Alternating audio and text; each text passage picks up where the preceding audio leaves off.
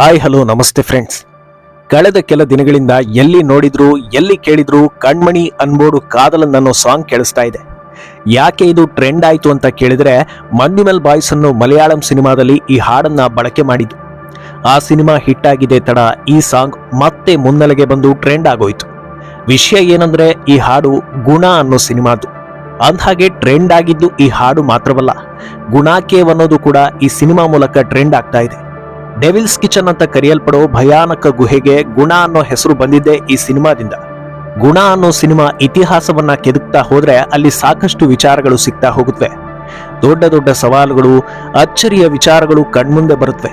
ಅಂತ ಒಂದಷ್ಟು ಇಂಟ್ರೆಸ್ಟಿಂಗ್ ಫ್ಯಾಕ್ಟ್ಗಳನ್ನ ನಿಮ್ ಜೊತೆ ಶೇರ್ ಮಾಡ್ಕೊಳ್ತೀನಿ. ಅದಕ್ಕೂ ಮುಂಚೆ ಈ ಸಿನಿಮಾ ಸ್ಟೋರಿ ಏನು ಅನ್ನೋದನ್ನ ಕ್ವಿಕ್ ಆಗಿ ನೋಡ್ಕೊಂಡು ಬರೋಣ. ಗುಣಶೇಖರ್ ಅಲಿಯಾಸ್ ಗುಣ ಒಬ್ಬ ಬುದ್ಧಿಮಾಂದ್ಯ ಯುವಕ. ಮೆಂಟಲ್ ಟ್ರೀಟ್ಮೆಂಟ್ ನಲ್ಲಿ ಇರೋ ಆತ ಒಂದು ಭ್ರಮೆಯಲ್ಲಿದ್ದಾನೆ ಅನ್ನೋದನ್ನ ಮೊದಲೇ ತೋರಿಸ್ತಾರೆ. ವೇಶ್ಯಾವಾಟಿಕೆ ನಡೆಯೋ ಜಾಗದಲ್ಲಿ ಹುಟ್ಟಿದ ಅವನಿಗೆ ತನ್ನ ಹುಟ್ಟಿನ ಮೇಲೆ ಅಸಹ್ಯ. ಅದ್ಯಾವುದೋ ಪಾಪ ತನ್ನನ್ನ ಸುತ್ತಿಕೊಂಡಿದೆ ಅನ್ನೋ ಭಾವನೆ, ಅದು ನನ್ನಿಂದ ಹೋಗ್ತಾ ಇಲ್ಲ ಅನ್ನೋ ಹತಾಶೆ. ಆದ್ರೆ ಅವನೇ ಹೇಳೋ ಪ್ರಕಾರ ಇದೆಲ್ಲವೂ ಒಂದು ದಿನ ಸರಿಯಾಗುತ್ತೆ. ಯಾವಾಗ ಅಂದ್ರೆ ಅಭಿರಾಮಿಯನ್ನ ಭೇಟಿಯಾದಾಗ ಈ ಎಲ್ಲಾ ಕಲ್ಮಶಗಳು ದೂರ ಆಗುತ್ತವೆ ಅನ್ನೋದು ಆತನ ನಂಬಿಕೆ. ಆದ್ರೆ ಆ ಅಭಿರಾಮಿ ಯಾರು, ಆಕೆ ಎಲ್ಲಿದ್ದಾಳೆ ಅನ್ನೋದು ಬೇರೆಯವರಿಗಿರ್ಲಿ ಸ್ವತಃ ಅವನಿಗೆ ಗೊತ್ತಿರೋದಿಲ್ಲ. ಮಾನಸಿಕ ಅಸ್ವಸ್ಥ ಗುಣನನ್ನ ಆತನ ಚಿಕ್ಕಪ್ಪ ಕೆಟ್ಟ ಕೆಲಸಗಳಿಗೆ ಬಳಸಿಕೊಳ್ತಾ ಇರ್ತಾನೆ. ಲಾಕ್ ಓಪನ್ ಮಾಡೋದ್ರಲ್ಲಿ ನಿಸ್ಸೀಮ ಆಗಿದ್ದ ಗುಣನನ್ನ ಕಾರ್ ಕದಿಯೋದಕ್ಕೆ, ಕಳ್ಳತನ ಮಾಡೋದಕ್ಕೆ ಬಳಸಿಕೊಳ್ತಾ ಇರ್ತಾರೆ. ಆತನ ಪರಿಸ್ಥಿತಿ ನೋಡಿ ತಾಯಿ ಕಣ್ಣೀರು ಹಾಕಿದ್ರೆ ಆತನ ಮೇಲೆ ಒಲವು ಹಾಗೂ ಪ್ರೀತಿ ಇರೋದು ರೋಸಿಗೆ ಮಾತ್ರ. ಆದ್ರೆ ಗುಣ ಮಾತ್ರ ಅಭಿರಾಮಿಯ ಜಪದಲ್ಲೇ ಇರ್ತಾನೆ. ಆಸ್ಪತ್ರೆಯಿಂದ ಬಂದಿದ್ದ ಗುಣನನ್ನ ಮುಂದಿಟ್ಕೊಂಡು ಒಂದು ದೊಡ್ಡ ಕಳ್ಳತನ ಮಾಡೋದಕ್ಕೆ ಬಳಸಿಕೊಳ್ಬೇಕು ಅಂತ ಚಿಕ್ಕಪ್ಪ ಪ್ಲಾನ್ ಹಾಕಿರ್ತಾನೆ. ಮನೆಯವರಿಗೆ ಸುಳ್ಳು ಹೇಳಿ ದೇವಸ್ಥಾನಕ್ಕೆ ಕರ್ಕೊಂಡು ಹೋಗ್ತಾನೆ. ಅಲ್ಲಿಗೆ ಹೋದಾಗ್ಲೂ ಕದಿಯೋದು ತಪ್ಪಲ್ವಾ ಅಂತ ಗುಣ ಕೇಳ್ತಾನೆ. ಆದ್ರೆ ದೇವಿ ನನ್ನ ಕನಸಲ್ಲಿ ಬಂದು ಹೇಳಿದ್ಲು ಅಂತ ಸುಳ್ಳು ಹೇಳಿ ನಂಬಿಸಿ ಕಾವಿ ತೊಡಿಸಿ ಕದಿಯೋದಕ್ಕೆ ಪ್ಲಾನ್ ಮಾಡಲಾಗುತ್ತೆ. ಈ ಹೊತ್ತಲ್ಲಿ ದೇವಸ್ಥಾನದಲ್ಲಿ ಒಬ್ಬಳು ಹುಡುಗಿಯನ್ನ ಗುಣ ನೋಡ್ತಾನೆ. ಸಾಂಪ್ರದಾಯಿಕ ಉಡುಗೆಯಲ್ಲಿದ್ದ ಆಕೆಯನ್ನ ಕಂಡು ಅವಳೇ ಅಭಿರಾಮಿ ಅಂತ ಫಿಕ್ಸ್ ಆಗ್ತಾನೆ. ಆಕೆ ಪ್ರಸಾದ ನೀಡುವಾಗ ಗುಣನನ್ನ ನೋಡಿ ನಕ್ಕಿದ್ದನ್ನ ನನಗಾಗಿಯೇ ಆಕೆ ಬಂದಿದ್ದಾಳೆ ಅಂತ ಭಾವಿಸ್ತಾನೆ. ಇಲ್ಲಿಂದ ಚಿತ್ರದ ಕತೆ ಬದಲಾಗ್ತಾ ಹೋಗುತ್ತೆ. ಕದಿಯೋಕೆ ಲಾಕ್ ತೆಗೆದು ಸಹಾಯ ಮಾಡೋ ಗುಣ ಅಭಿರಾಮಿ ಕಾಣಿಸ್ತಾ ಇದ್ದ ಹಾಗೆ ಅಲ್ಲಿಂದ ಹೊರಟು ಹೋಗ್ತಾನೆ. ಕಳ್ಳರು ಸಿಕ್ಕಿ ಬೀಳ್ತಾರೆ. ದೊಡ್ಡ ಹೊಡೆದಾಟ ನಡೆಯುತ್ತೆ. ಈ ವೇಳೆ ಅಭಿರಾಮಿಯನ್ನ ಕಾರ್ನಲ್ಲಿ ಹಿಂಬಾಲಿಸೋ ಗುಣ, ಕೊನೆಗೆ ಆಕ್ಸಿಡೆಂಟ್, ನೀರಿಗೆ ಬೀಳೋ ಕಾರ್, ಅಭಿರಾಮಿ ಮಿಸ್ಸಿಂಗ್, ಆಕೆಯನ್ನ ಮನೆಗೆ ಕರ್ಕೊಂಡು ಬರೋ ಗುಣ, ಆಕೆಯನ್ನ ಹಿಡಿದು ಕೊಟ್ರೆ ಲಕ್ಷ ಲಕ್ಷ ಹಣ ಸಿಗುತ್ತೆ ಅನ್ನೋ ಪೇಪರ್ ಆಡ್, ರೌಡಿಗಳ ಅಟ್ಯಾಕ್, ಕೊನೆಗೆ ಆಕೆಯನ್ನ ಕರ್ಕೊಂಡು ಕೊಡೈಕೆನಾಲ್ಗೆ ಹೋಗ್ತಾನೆ ಗುಣ. ಇದೆಲ್ಲ ಒಂದರ ನಂತರ ಒಂದು ಆಗಿ ಹೋಗುತ್ತೆ. ಇಲ್ಲಿಂದ ಕತೆಗೆ ಹೊಸ ಆಯಾಮ ಸಿಗ್ತಾ ಹೋಗುತ್ತೆ. ಆತ ಯಾರೋ ಗೊತ್ತಿಲ್ಲ, ಯಾವ ಉದ್ದೇಶಕ್ಕೆ ಕರ್ಕೊಂಡು ಬಂದಿದ್ದಾನೋ ಗೊತ್ತಿಲ್ಲ. ತಪ್ಪಿಸಿಕೊಂಡು ಹೋಗೋದರ ಬಗ್ಗೆ ಆಕೆ ಯೋಚಿಸೋದಕ್ಕೆ ಆರಂಭಿಸ್ತಾಳೆ. ಗುಣ ಮಾನಸಿಕ ಅಸ್ವಸ್ಥ ಅನ್ನೋದು ಆಕೆಗೆ ಗೊತ್ತಾಗೋದಕ್ಕೆ ಹೆಚ್ಚು ಸಮಯ ಬೇಕಾಗೋದಿಲ್ಲ. ಆದ್ರೆ ಅದರ ಜೊತೆಗೆ ಗುಣ ಒಬ್ಬ ಅಮಾಯಕ ಅನ್ನೋದು ಕೂಡ ಆಕೆಗೆ ಗೊತ್ತಾಗುತ್ತೆ. ತನ್ನನ್ನ ಅಭಿರಾಮಿ ಅಂತ ಅಂದ್ಕೊಂಡಿದ್ದು ಯಾಕೆ ಅನ್ನೋದಕ್ಕೆ ಉತ್ತರ ಸಿಗೋದಿಲ್ಲ. ಆದ್ರೆ ಅಲ್ಲಿಂದ ಹೇಗಾದ್ರೂ ತಪ್ಪಿಸ್ಕೊಂಡು ಹೋಗ್ಬೇಕು ಅಂತ ಪ್ಲಾನ್ ಮಾಡೋಕೆ ಶುರು ಮಾಡ್ತಾಳೆ. ಏನೇ ಮಾಡಿದ್ರೂ ಗುಣನಿಂದ ತಪ್ಪಿಸ್ಕೊಂಡು ಹೋಗೋದಕ್ಕೆ ಆಗೋದಿಲ್ಲ ಅನ್ನೋದು ಕನ್ಫರ್ಮ್ ಆಗುತ್ತೆ. ಇದೇ ಹೊತ್ತಲ್ಲಿ ತನ್ನವರು ಅಂತ ಅಂದುಕೊಂಡಿದ್ದವರು ಮೋಸ ಮಾಡ್ತಾರೆ. ಕೊಲ್ಲೋದಕ್ಕೂ ಹೇಸೋದಿಲ್ಲ ಅಂತ ಗೊತ್ತಾಗುತ್ತೆ. ಇದೆಲ್ಲವನ್ನ ಕಂಡ ಆಕೆಗೆ ಅಸ್ವಸ್ಥವಾಗಿರೋದು ಈ ಪ್ರಪಂಚ. ನಿಸ್ವಾರ್ಥವಾಗಿ ಪ್ರೀತಿಸೋ ಗುಣ ಒಬ್ಬನೇ ಸರಿಯಾದವನು ಅನ್ನೋದು ಅರ್ಥವಾಗುತ್ತೆ. ಸುತ್ತಲೂ ಶತ್ರುಗಳು, ಗುಹೆಯೊಳಗೆ ಅವಿತಿರೋ ಪ್ರೇಮಿಗಳು, ಕಾಲಿಗೆ ಗಾಯ ಮಾಡಿಕೊಂಡಿರೋ ಅಭಿರಾಮಿ. ಈ ಮಧ್ಯೆ ಆಕೆಯ ಒಪ್ಪಿಗೆ ಮೇರೆಗೆ ತಾಳಿ ಕಟ್ಟಿ ಗುಣ ಮದುವೆಯೂ ಆಗ್ತಾನೆ. ಹೊರಗಿರೋ ಪೊಲೀಸರ ಪ್ರಕಾರ ಮಾನಸಿಕ ಅಸ್ವಸ್ಥನೊಬ್ಬ ಒಂದು ಹುಡುಗಿಯನ್ನ ಕಿಡ್ನಾಪ್ ಮಾಡಿದ್ದಾನೆ. ಆದ್ರೆ ಗುಣ ಹಾಗೂ ಅಭಿರಾಮಿಗೆ ನಾವಿಬ್ಬರು ಗಂಡ ಹೆಂಡತಿ ಅನ್ನೋದನ್ನ ಪೊಲೀಸರಿಗೆ ಹೇಳಬೇಕು ಅನ್ನೋ ಹಂಬಲ. ಈ ಮಧ್ಯೆ ಇಬ್ಬರನ್ನ ಕೊಲ್ಲೋದಕ್ಕೆ ಇನ್ನೊಂದು ದಿಕ್ಕಿನಿಂದ ಬರ್ತಾ ಇರೋ ವಿಲನ್ಸ್.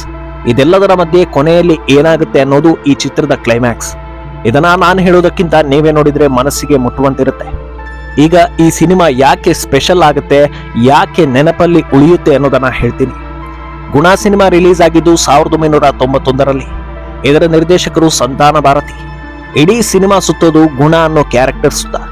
ಸಮಾಜದ ಪ್ರಕಾರ ಆತ ಮಾನಸಿಕ ಅಸ್ವಸ್ಥ ಆಗಿದ್ರು ಆತನ ಮಾತುಗಳು, ಪ್ರಪಂಚದ ಬಗ್ಗೆ ಆತ ಹೇಳೋ ಡೈಲಾಗ್ಗಳು, ಪ್ರೀತಿ ಬಗ್ಗೆ ಆತನಿಗಿರೋ ಕಲ್ಪನೆ, ಇದೆಲ್ಲವೂ ಕೂಡ ಪ್ರೇಕ್ಷಕರ ಮೇಲೆ ಇಂಪ್ಯಾಕ್ಟ್ ಆಗ್ತಾ ಹೋಗುತ್ತೆ. ಕೆಲವೊಂದು ಸನ್ನಿವೇಶಗಳು ಈ ರೀತಿಯಲ್ಲೂ ನಾವು ಯೋಚಿಸಬಹುದಲ್ವಾ ಅಂತ ಅನ್ನಿಸ್ತಾ ಹೋಗುತ್ತೆ. ಅದರಲ್ಲೂ ಮನಿದರ್ ಉಣರ್ದುಕೊಳ್ಳ ಇದು ಮನಿದರ್ ಕಾದಲ್ ಅಲ್ಲ, அதையும் தாண்டி புனிதமானது. ಅಂದ್ರೆ ನನ್ನ ಹಾಗೂ ಅಭಿರಾಮಿಯ ಪ್ರೀತಿ ಮನುಷ್ಯರಿಗೆ ಅರ್ಥ ಆಗೋ ಪ್ರೀತಿ ಅಲ್ಲ, ಇದು ದೈವಿಕವಾದುದು ಅನ್ನೋ ಡೈಲಾಗ್ ಇಂದಿಗೂ ಕೂಡ ಫೇಮಸ್. ಅಂತಿಮವಾಗಿ ಇಲ್ಲಿ ಎಲ್ಲರಿಗೂ ಹಣವೇ ಮುಖ್ಯ, ಪ್ರೀತಿ ಪ್ರೇಮ ಸಂಬಂಧಕ್ಕೆ ಇಲ್ಲಿ ಬೆಲೆ ಇಲ್ಲ ಅನ್ನೋ ಮೆಸೇಜ್ ನೀಡುತ್ತೆ. ಈ ಸಿನಿಮಾ ಹಲವು ಫಿಲ್ಮ್ ಮೇಕರ್ಗಳಿಗೆ ಇಂದಿಗೂ ಇನ್ಸ್ಪೈರ್ ಆಗೋದಕ್ಕೆ ಕಾರಣ ಈ ಚಿತ್ರ ತೆಗೆಯೋದಕ್ಕೆ ಪಟ್ಟಿರೋ ಶ್ರಮ.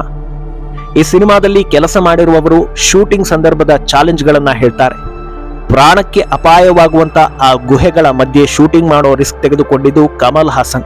ಈ ಕ್ರೆಡಿಟ್ ಪೂರ್ತಿ ಅವರಿಗೆ ಸಲ್ಲಬೇಕು ಅಂತಾರೆ ಸಿನಿಮಾದ ಸಿನಿಮ್ಯಾಟೋಗ್ರಫರ್. ಕಡಿದಾದ ಜಾಗ, ಹಗ್ಗ ಹಾಗೂ ಏಣಿ ಇಲ್ಲದೆ ಅಲ್ಲಿಗೆ ತಲುಪೋದೇ ಅಸಾಧ್ಯ. ಸಿನಿಮಾ ಯೂನಿಟ್ನಲ್ಲಿದ್ದ ಸಾಕಷ್ಟು ಜನರು ಅದನ್ನ ನೋಡಿ ಹೆದರಿರ್ತಾರೆ.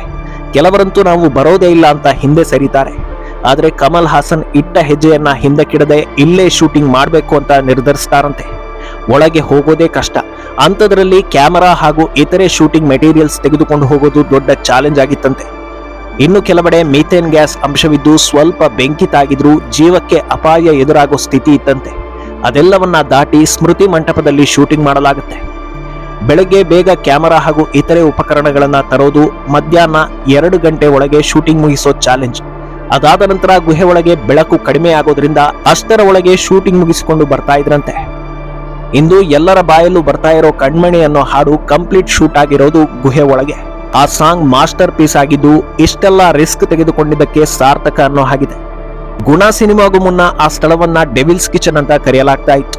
ಆ ಸ್ಥಳದ ಇತಿಹಾಸ ಎಷ್ಟು ಭಯಾನಕವಾಗಿದೆ ಅಂದ್ರೆ ಅಲ್ಲಿರೋ ಗುಂಡಿಯಲ್ಲಿ ಬಿದ್ದು ಅದೆಷ್ಟೋ ಜನರು ಪ್ರಾಣ ಕಳೆದುಕೊಂಡಿದ್ದಾರೆ. ಅದೆಷ್ಟೋ ಜನರ ಮೃತದೇಹ ಕೂಡ ಸಿಕ್ಕೇ ಇಲ್ಲ. ಇಂಥ ಭಯಾನಕ ಸ್ಥಳದಲ್ಲಿ ಗುಣ ಶೂಟಿಂಗ್ ನಡೆಯುತ್ತೆ. ಅದಾದ ಬಳಿಕ ಆ ಗುಹೆಗಳು ಗುಣ ಕೇವ್ ಅಂತಲೇ ಫೇಮಸ್ ಆಗುತ್ತೆ. ಇನ್ನು ಈ ಸಿನಿಮಾ ನಾಯಕಿ ಹುಡುಕಾಟದಲ್ಲೂ ಸಿಕ್ಕಾಪಟ್ಟೆ ರಿಸರ್ಚ್ ಮಾಡಲಾಗಿತ್ತಂತೆ. ಮೊದಲಿಗೆ ಶ್ರೀದೇವಿಯನ್ನ ಕಮಲ್ಗೆ ಜೋಡಿ ಮಾಡಬೇಕು ಅಂತ ಯೋಚಿಸಲಾಗಿರುತ್ತೆ. ಆದರೆ ಕಾರಣಾಂತರಗಳಿಂದ ಅದು ಸಾಧ್ಯವಾಗೋದಿಲ್ಲ. ನಂತರ ಹೊಸ ಮುಖವನ್ನ ಪರಿಚಯಿಸೋಣ ಅಂತ ಕಮಲ್ ನಿರ್ಧರಿಸ್ತಾರಂತೆ. ಆಗ ಸಿಗೋದೇ ನಟಿ ರೋಶಿನಿ. ಆ ಪಾತ್ರಕ್ಕೆ ಅವರು ಯಾವ ಲೆವೆಲ್ಗೆ ಸೂಟ್ ಆಗಿದ್ರು ಅಂದ್ರೆ ಇಂದಿಗೂ ಕೂಡ ಆಕೆಯನ್ನ ಎಲ್ಲರೂ ನೆನಪು ಮಾಡ್ಕೊಳ್ತಾರೆ. ಆದ್ರೆ ಗುಣ ಸಿನಿಮಾ ಅವರಿಗೆ ಪಾಪ್ಯುಲಾರಿಟಿ ತಂದುಕೊಟ್ರು. ಅದಾದ ನಂತರ ಅವರು ಯಾವ ಸಿನಿಮಾವನ್ನು ಮಾಡಿಲ್ಲ, ಸಿನಿಮಾ ರಂಗದಿಂದಲೇ ದೂರ ಉಳಿತಾರೆ. ಇನ್ನು ಈ ಸಿನಿಮಾ ಸ್ಪೆಷಲ್ ಆಗೋದಕ್ಕೆ ಇದರಲ್ಲಿ ನಟಿಸಿರೋ ಕಲಾವಿದರು ಕೂಡ ದೊಡ್ಡ ಕಾರಣ. ಮಾನಸಿಕ ಅಸ್ವಸ್ಥನ ಪಾತ್ರಕ್ಕೆ ಕಮಲ್ ಹಾಸನ್ ಯಾವ ಲೆವೆಲ್ಗೆ ಜೀವ ತುಂಬಿದ್ದಾರೆ ಅಂದ್ರೆ ಸ್ವತಃ ಅವರೇ ನಿಜವಾದ ಗುಣ ಅನಿಸೋ ಲೆವೆಲ್ಗೆ ಆಕ್ಟ್ ಮಾಡಿದ್ದಾರೆ. ಇನ್ನು ನಾಯಕಿ ರೋಶಿನಿ ಎಲ್ಲೂ ಹೊಸ ನಟಿ ಅಂತ ಅನಿಸೋ ಹಾಗಿಲ್ಲ, ಅಷ್ಟು ಅದ್ಭುತವಾಗಿ ಸ್ಕ್ರೀನ್ ಮೇಲೆ ಕಾಣಿಸ್ತಾರೆ. ಉಳಿದಂತೆ ಗಿರೀಶ್ ಕಾರ್ನಾಡ್, SP ಬಾಲಸುಬ್ರಹ್ಮಣ್ಯಂ ಸೇರಿ ಎಲ್ಲರೂ ತಮ್ಮ ತಮ್ಮ ಪಾತ್ರಕ್ಕೆ ನ್ಯಾಯ ಸಲ್ಲಿಸಿದ್ದಾರೆ. ಬೇಸರದ ವಿಚಾರ ಏನಂದ್ರೆ ಈ ಸಿನಿಮಾ ಥಿಯೇಟರ್ನಲ್ಲಿ ಹೆಚ್ಚು ಸದ್ದು ಮಾಡಲಿಲ್ಲ ಅನ್ನೋದು. ಆ ಟೈಮ್ನಲ್ಲಿ, ಅದರಲ್ಲೂ ಗುಣ ರಿಲೀಸ್ ಆದ ದಿನವೇ ಸೂಪರ್ ಸ್ಟಾರ್ ರಜನಿಕಾಂತ್ ಅವರ ದಳಪತಿ ಸಿನಿಮಾ ಕೂಡ ರಿಲೀಸ್ ಆಗಿದ್ದು ಅದು ಸೂಪರ್ ಹಿಟ್ ಆಗಿತ್ತು. ಅದರ ಎಫೆಕ್ಟ್ ಈ ಸಿನಿಮಾ ಮೇಲೆ ಆಯ್ತು ಅಂತ ಹೇಳಲಾಗುತ್ತೆ. ಆದ್ರೆ ಈಗ ಮಲಯಾಳಂ ಮನ್ಯುಮೆಲ್ ಬಾಯ್ಸ್ ಸಿನಿಮಾ ಬರ್ತಾ ಇದ್ದ ಹಾಗೆ ಗುಣ ರಿಲೀಸ್ ಮಾಡಬೇಕು ಅಂತ ಅಭಿಮಾನಿಗಳು ಒತ್ತಡ ಹಾಕ್ತಾ ಇದ್ದಾರೆ. ಇನ್ನು ಯಾರಾದ್ರೂ ಈ ಸಿನಿಮಾ ನೋಡಿಲ್ಲ ಅಂದ್ರೆ ಯೂಟ್ಯೂಬ್ ನಲ್ಲೇ ಇದೆ, ನೋಡಬಹುದು. ಇನ್ಯಾವುದಾದ್ರೂ ಸಿನಿಮಾ ವಿಶ್ಲೇಷಣೆ ಬೇಕು ಅಂದ್ರೆ ಕಾಮೆಂಟ್ ನಲ್ಲಿ ಹೇಳಿ. ಮಿನಿಟ್ ಮೇಡ್ ಚಾನಲ್ ಅನ್ನ ಫಾಲೋ ಮಾಡಿ, ಸಬ್ಸ್ಕ್ರೈಬ್ ಮಾಡಿ.